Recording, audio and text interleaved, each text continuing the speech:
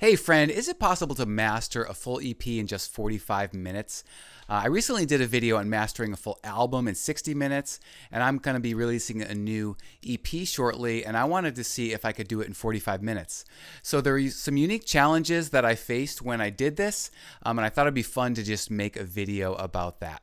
Let's jump in.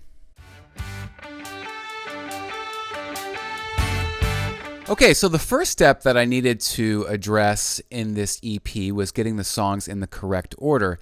And one of the biggest challenges I found in this particular project was that each song was a completely different style. So you have like full band with drums and bass, and then other songs were solo acoustic guitar. So I really wanted to make it flow as an album, or excuse me, an EP together. So let's give the tracks a listen.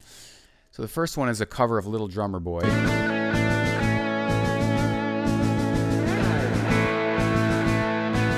Second one is an original.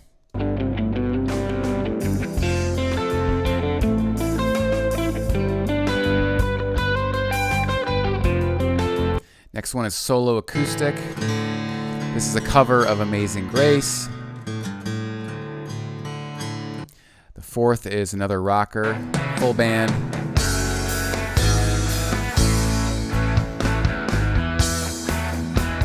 And the last one is another solo guitar. So once I had the order that I liked and I thought was a good flow, I realized there was some mixing issues that I always think it's easier to go back and fix those in the mixing stage. So this is one thing that I love about Studio One. You can easily go back to the song page, you click the documents up here, you open up your song, and in my case it was actually there was the guitars were too loud and the bass was too quiet.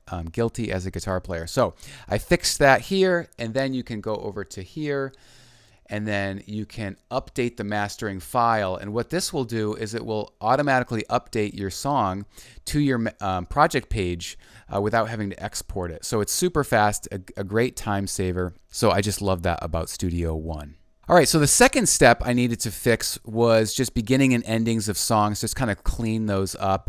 You can do that by simply just dragging on the edge of the track and moving it to where you want it to start, or create a little bit of a fade in or a fade out by clicking on these little white arrows above here. And I also needed to add some EQ to like some of the solo songs. So on Amazing Grace, there is a Pro EQ on the acoustic guitar because it had some kind of low end that you can hear that I just wanted to cut a little bit. And it had some kind of shrilly kind of high ends that I wanted to also cut. So I just added a Pro EQ to that. Hey, if you're finding value in this video, I'd really appreciate it if you could subscribe to this channel.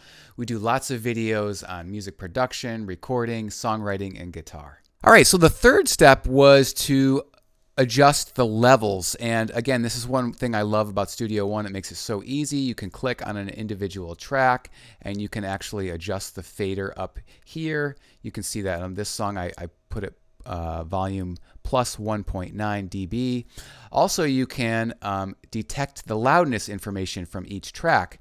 So pre-effects and post-effects. So here, pre-effects, this song is -22 LUFS, and then post-effects, it is -14. So right around where I want it. And then you can go ahead and do all of the, detect the loudness for all of these songs just to make sure that your EP is consistent.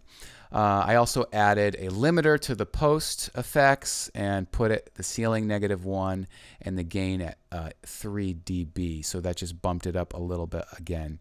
And you can also just see as the songs are playing, it will show it over here, the LUFS information in a particular part of a song. The fourth step, the last step, was just exporting. For this, I just made sure that my, the artist name and the EP title was here. And then you go over to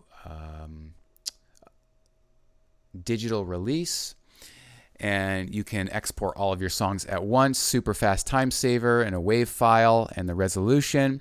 And Over here is really cool. It's a loudness information again, where it's like just to make sure if you didn't get it right the first time, they will adjust it for you depending on what platform you're on, Spotify or YouTube or Apple Music. So super cool right there. And then the max true peak is again ensuring that it's not going to go above that -1 dB. So in conclusion, if I were to add up all the time I spent just mastering this EP, it actually was about 45 minutes. Now, I'm not counting the time that I spent remixing some of the songs. I consider that part of the mixing process, not the mastering process. But it wasn't that much time just because I was only really editing the levels of the songs, and it saved some of the EQ for the mixing process. I also encourage you to download my free 5-step home recording guide. You can do that by clicking the link in the description below, and I will see you on the next video.